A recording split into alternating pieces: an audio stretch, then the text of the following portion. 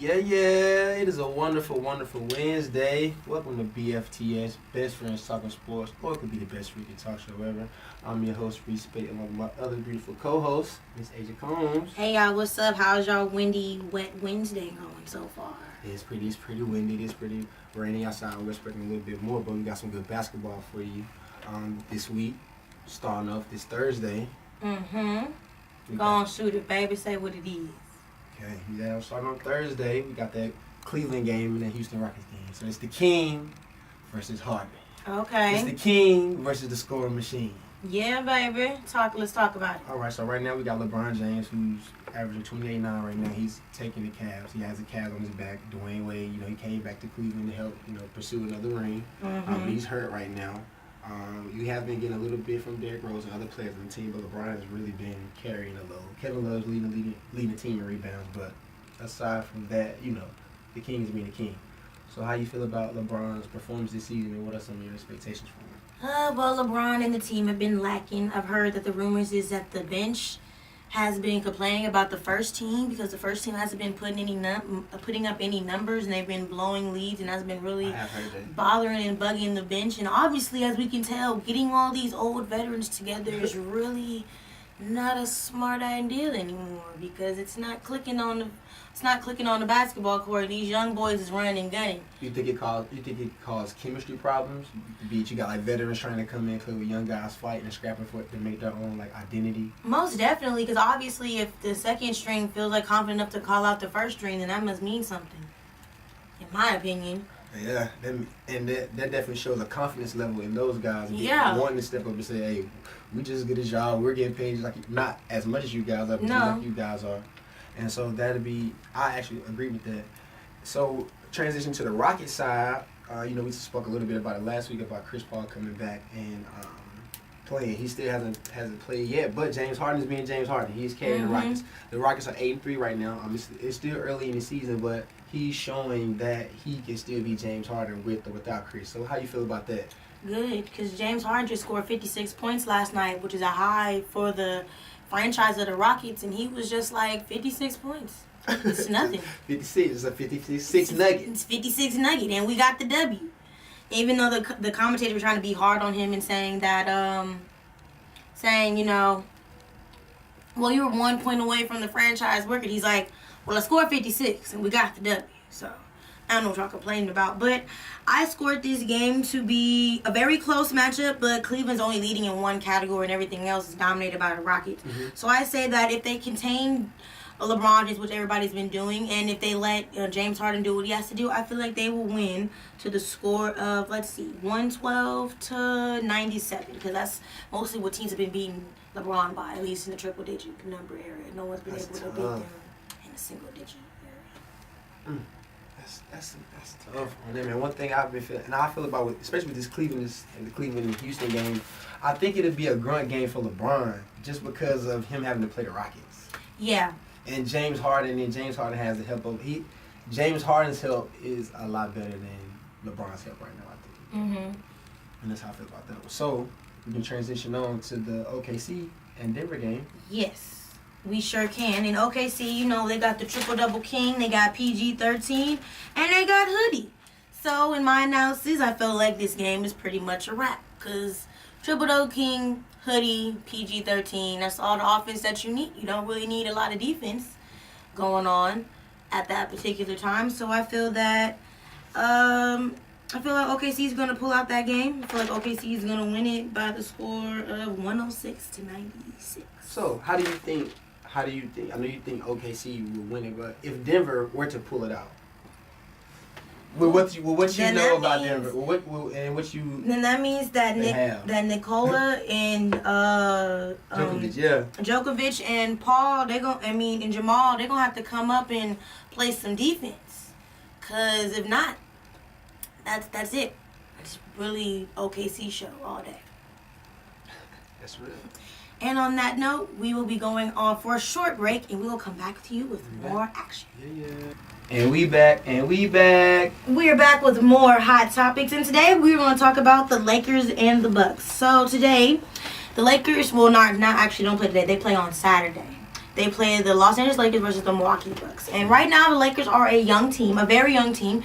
They're starting off in the footsteps of this is Lonzo Ball era, as Wood Magic is calling it. He's giving him the keys to the city. Okay. He's driving a Porsche. We hope he don't crash it. Okay. So far, we're 5-5. Okay. And as a fellow Laker native, I feel like this Milwaukee Bucks game is this is a game that we should win. Well, maybe not because they got the Greek Freak, and I forgot about the Greek Freak because the Greek Freak just put up 40 points against LeBron James last night, I think, or a couple of nights ago. He put up 40 points, so the Greek Freak is out here for real. It's another. It's another Contempo. Antetokounmpo. There's another one. What? That's crazy. I didn't even know that. But for the Lakers and the Bucks, I feel like if Lonzo Ball, he had one time where he scored no points, but he was an assist, and Shaq was like, how can you be a Laker and not score any points? And I said the same thing. I said, I don't know, that's never happened as an history of being a Laker where you don't score any points, but you got a lot of assists. That ain't never happened. I don't think. That's never happened. I can't go back into Laker ball history and figure out when that's ever happened. But that's never happened. But I think we won that game. I think we're on like a good 3-game winning streak. I think we're on a 2-game winning streak. So I feel like the Lakers so far are very dominant. But like again, once I said, we beat Brooklyn. I didn't even know that. That's fair. But we lost the Portland. Dominant. We not, but that's fair. We not. You right. We not dominant. We show not even in the top 10 or whatever right now. The Clippers are in the top 10, which is crazy. But I do feel that the Lakers, with the pieces that they have around them, even though we're winning games, we're beating Minnesota, we're beating Brooklyn, we're losing we're not getting blown out, which is good. We're not getting blown out, but we are winning games by either 3 or less or whatever. The last game we played against was Utah? No, that's not correct. The last game we played against was Minnesota, and we won 107-102. So the young boys are showing heart. They're showing heart, and, they got faith in Lonzo. I might not have faith in Lonzo, but I feel as though Lonzo Ball is the driving force for Lakers. Press Brook Lopez. He's great. I actually like him. And Larry Nance Jr. He can ball. So I'm thinking the Lakers... Yeah, because his dad was a Laker too. So I'm thinking the Lakers can win this game easily by the score of... I don't think I even made a prediction of this. But I think they could win the score of, I would say, maybe 92-86. 92-86? Yeah, I'll go 92-86.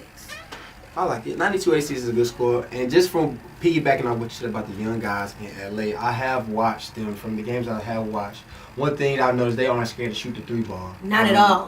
Lonzo can shoot the ball from the hip. He has the most ugliest shot in the NBA, just to let that be known. And then also with him, and also they have Kentavious Caldwell-Pope, who's also been a sharpshooter since he came in the league and even in college. So one thing, the Lakers, and Brandon Ingram, who's out of the two. Yes. Shout out to 252. That's my area code, North Carolina stand-up. Had to do it. But so shout out Brandon Ingram in the second year. People saying that my man is garbage, but he's on point. He's a shooter. He's a shooter. And so that's one, and they can build off of that. You can always build off a good shooting team. Just like with the Bucks. The Bucks have a big asset in Giannis. They have a big asset in Giannis. Giannis playing no games. Giannis is playing grown man ball. He is, and they call him the Greek Freak. He put up 40 against LeBron. That's showing something. He put up 40. Still strong. Still man 10 toes on the court, laced them shoes up. Let's play some basketball. That's what he did. And then they also have Chris Middleton, also who's a good shooter. He also is a good mid-range guy. He's a good assist man. He's averaging about 5. He's actually leading team assists with 5.5 assists right now. And thanks for our stats, courtesy ESPN. So with my score take on this game, I feel it being a high score. I want to go 110. I want to go 110-105. Oh, so that's a 5-point loss right there. I want to go 110-105 Milwaukee. It could be a very competitive game. I can see this game could be very, very, very competitive. Better than the games that we've seen in the past with the Lakers and other teams that they've just blown them out or whatever. That's real. But this game should be very contentious. I feel that this game is gonna be down to the wire. Mm-hmm. I feel like it's game gonna go down to the wire. But I feel like with a lot of Laker games have been going down to the wire. I don't know why. But with a lot of Laker games, they're going down to the wire. And it's like crucial mistakes at the end are really costing Lakers teams. But you know what? I'm not gonna complain because we're 5-5. We didn't beat the Clippers, but you know what? We're doing some improvement. Understood. So the next game we got is Chicago versus San Antonio. I just picked that one because I love Pop, and my notes were Pop versus whoever else is coaching. Pop is that a legend. counts as an L. And we have the Spurs are 7-4 right now, 5-1 at home. They do well at protecting their home court. Yes, they do. The Bulls are 2-7. They're trying to revamp the team after sending Dwayne Wade back to Cleveland. They still have Powell. Mm-hmm. I'm sorry, not Powell, but they have a lot of young guys. Jerry and Grant on the point guard out of Notre Dame. Powell plays for San Antonio, but they have not Jerry and Grant, the point guard out of Notre Dame, who's very good as the assist leader, and he's learning how to run the ball up the court. He's also 6'4", which is a tall point guard. A tall point guard is what you're looking for in the league nowadays. 6'4" and up, somebody who's long can distribute the ball, get in the paint, get in and out. But the Spurs are the Spurs. Yes. LaMarcus. I've always loved LaMarcus in this game. He's always had a smooth I've never game really from the loved elbow. him. He kind of showed me that. He got paid and he got laxed in the last series against. I felt like that series against him and Golden State, they really whooped his ass. Like they wasn't trying to. He got really laxed. He really wasn't playing like LA from Portland. I didn't understand that. I was like, you got all this money. You got a great coach who's a legendary coach who's going to put you in positions and keys to win the game. But so why are you playing like that? You had to look at who he was up against. He was up against Golden State. That's a. Yeah, but LaMarcus Aldridge can do. At least he can body. He can, but how can you body when you also have? That's one person. You got 4 shooters. Well, Golden State is known to have 5 shooters. So he can body one, but that's 4 other shooters. Yeah. And they have Kevin Durant. That's true. It's very difficult.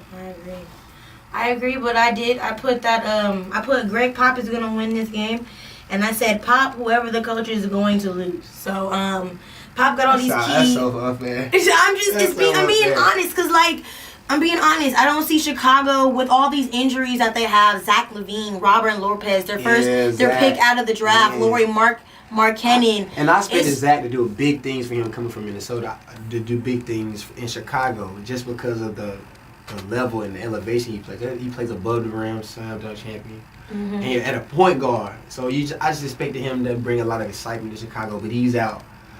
Robert Lopez is out. Yeah. So I just feel like with all those key pieces missing, I feel like this game is going to be a wash. But I made it a close score, but I feel like in my mind it's going to be a wash. I predicted the score to be 97-87. Understood. But I also picked that it's going to be not a running gun type show. I feel like it's going to be basketball. We finna see passing at its finest. We finna see plays that you can be like, wow. They still do these. They still pass the ball to each other to make everybody get shots. Like, we gonna finna see some real basketball tonight. And the injuries for the love of basketball, we finna see some real injuries for real basketball tonight. But for the injuries for San Antonio, they got Derek White, Kawhi Leonard, he's out. Tony Parker, he's out. And Joffrey Lavrengie, their center, he's out too. So I feel like it's gonna be a close game. So I feel like my prediction is correct. Just with the talent that the Bulls have and how they're trying to revamp, and just the depth and the old guys that the Spurs have, I'm going to stretch it out a little bit more. I think it'd be around 105-77. Okay. I think the Spurs are stretched out late in the game just from them having the veteran minds and know how to spurt their energy and spread their energy out throughout the game. And then just looking at the energy, they don't have Kawhi still, they don't have the Claw, they don't have Tony Parker, but they still have 2 critical Still got bigs. 2 veterans on it. Shout out to the ball spot. They do. AKA Mano Ginobili, ball spot. The year road, the originator. The originator. So I think it's going to be stretched out 77-105. I like the 105 score. Not 105, but it's 100. 77-100. In Spurs.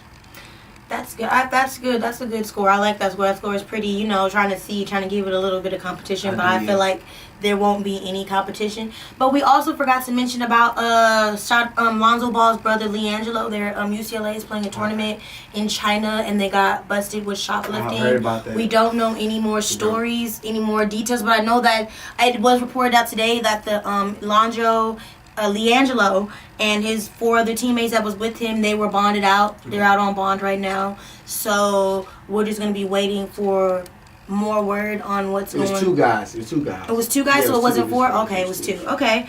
Shout out to our producer for giving us those good facts. But it was 2, and they've both been bonded out recently. Okay. They're out on bond, so they should be playing in China tournament this Friday. So we're just... Oh, they did bench him? Oh, they benched. They're benched. Oh, shout out, breaking news. They're benched. So I hope this doesn't affect Alonzo, because when Alonzo had this problem with his mother being sick, he didn't play as well. So I hope this doesn't affect. It shouldn't. We making millions. He making millions, He making millions. So this shouldn't. But it is a family issue. But it is family, and he holds his family dear. So if you haven't seen the Alonzo Ball reality show, family is everything to them. So this being a situation that's dealing with Liangelo, who's trying to come into the NBA, this could do some hindrance to the Alonzo Ball brand. But we got to get into rookies. Our rookie, who are we looking out as for the rookies right now? Who are we seeing that could take the lead to the next step? Like, what are we looking at? Last time we said Ben Simmons, so we gotta go a different angle. We can't do Ben Simmons. I'm gonna show you somebody right here. Don't tell him just yet. Oh. Yes, sir. Oh, him. Yes, sir. So it says his name is Martez Fox, but y'all may know him as De'Aaron Fox. Oh, he's real. Kentucky. He's real in the field. He's real in the field. I mean, he was picked out for the Sacramento Kings first round, their first overall pick. I wanted the Lakers to choose him too. And I wanted the Lakers to choose him too. Because he ate up Alonzo Ball. He ate Alonzo up in the tournament. Put him on a cooker and said, "You better go, boy." And that's why I felt like he should have went first overall, because he showed everybody that I can beat the so-called best player in the country. Not only he beat him with speed, savvy. He played defense. I'm trying to tell you, put that man on a rotisserie and said, "Let's he really cook." led his team. Yeah, and he's averaging 12 points a game this year. That's great. 5 assists, 3 rebounds per game. And just looking at De'Aaron Fox, he reminds me. And he's only 19 years old doing this. Teenager. He reminds me a lot of John Wall. Ooh. And not the fact that they both came out of Kentucky, but just at the speed of how they play the game, how De'Aaron Fox can handle the ball in the transition and can really get to the cup with both hands, and just fast. He's anytime he plays, he's the fastest person on the court from when he was in Kentucky even to now, I think, unless he plays against So John do you Wall. think De'Aaron Fox has the chance to go up against Ben Simmons, you think, or is Ben just that's our dude? He's rookie of the year, or can Giannis go up for rookie? Well, this is Giannis' second year, right? Yeah, this is Giannis' second year. So right now, I think De'Aaron Fox is probably your shoe-in. You have a couple of other guys. I can't think of his name right now, so I don't want to spit the fact. But you have a couple of other guys who are doing great things right now in their at their own team. The guy for Jason Tatum from Boston. Jason Tatum. How could I forget Tatum? Especially him having Kyrie now in Boston. And they are balling. Shout out to Boston. Boston is 9-3 on a 9-game winning streak, I think. So those could actually be the two. Jason Tatum and De'Aaron Fox are the two that could be the rookies.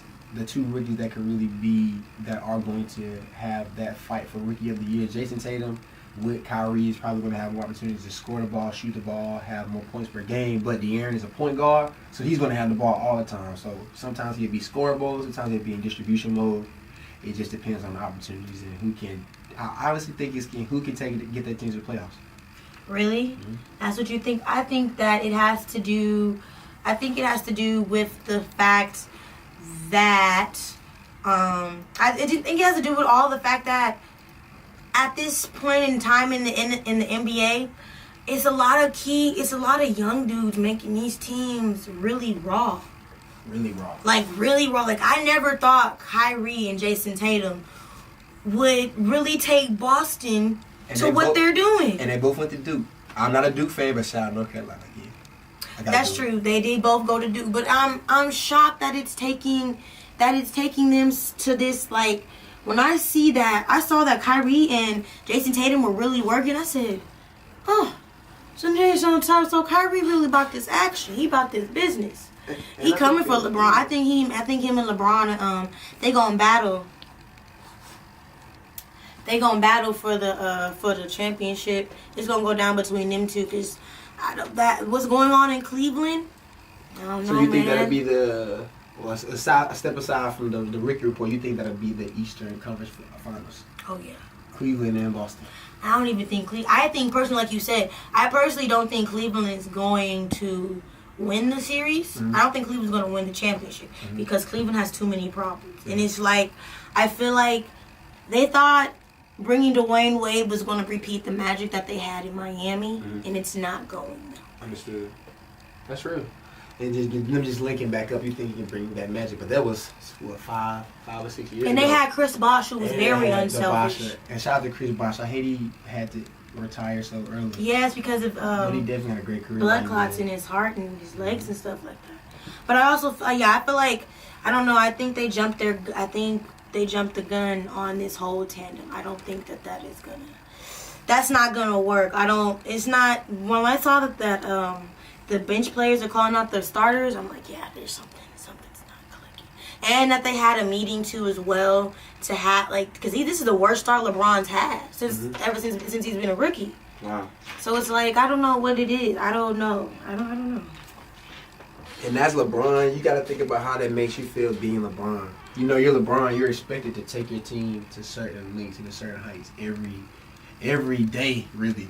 But when you do that, and he's doing it himself, but you can't. When you're the best in the game, it's hard to require. It's not hard to require, but you're not going to get that out of your teammates. We're going to shout out Kyle Kuzma right here. I'm looking at my boy Kyle Kuzma, number only because 3rd points per game in qualified rookies. He got 10 points per game. Kyle Kuzma is nice. He's a good shooter, too. I know. I want them to start Kyle Kuzma, to be honest. I don't know how we can get Kyle Kuzma to start, but if somehow we can get Kyle Kuzma. My dream lineup for the Lakers is Kyle Kuzma, Lonzo Ball, Julius Randle, Brook Lopez, and Brandon Ingram. I don't know how we gonna get them. I don't know what position. They just have a lot of tools. I must say they have a lot of young talent. And then Magic's gonna do. He's gonna. Contavious Caldwell Pope. He's great too. I want him to somehow be the sixth man like Lou Will. I want him to be the sixth man like Lou Will, cause like those. I feel like that matchup right there. I feel like if Lonzo gets better and works on his shot game, cause his shot is horrible. That's like the worst shot. When you have to move the ball all the way over like this to shoot, we got a problem. I don't know what this means to do. I don't know. I don't if like people that. get a chance to look up Sean Marion's shot. I don't like that shot. That shot is hideous. That's the most hideous shot. The fact that you got to go all the way across your body to shoot the ball, I don't feel it. That means to tell me that when it's crunch time, somebody will smack the ball out your hand. That's real. I don't like that shot. But I feel like if we can get those 5 people on a squad together, I feel like the Lakers, I'm not going to say we're going to win a championship, but I feel like the Lakers could get the AC. I feel like the Lakers could be like Clippers, or we could go head to head with like these younger teams, like a Darren Fox's team on Sacramento. Mm-hmm. We could go head to head with those type teams. I like it. That's good analysis. You might do your job, I'm gonna say. Yes, it's good analysis. And I try to tell him in these streets. But shout out to Lonzo though. He's 13. You know, he's trying. They trying to compare him to Magic, but I don't feel like that's a good comparison. But I think he can get better with time. You know, that's what it is. Who you have in your fantasy? Your NBA fantasy team? I don't even know. I ain't gonna lie to you. I suck at that. I ain't even gonna lie. So I'm garbage. You are good at NFL fantasy. I must say. Yes, I am great. I am great. I am 8-0 in one of my leagues. I am 6-2 in another league. And we'll have NFL talk coming up Friday.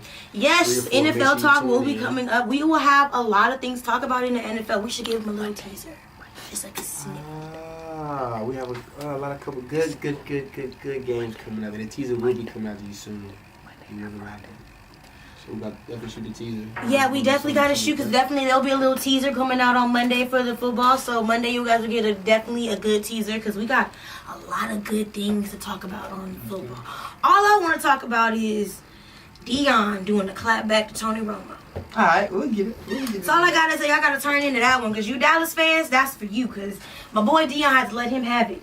We also got to talk about, on Friday, TSU's first win. Did you hear me? The first W. I told you it was going to happen.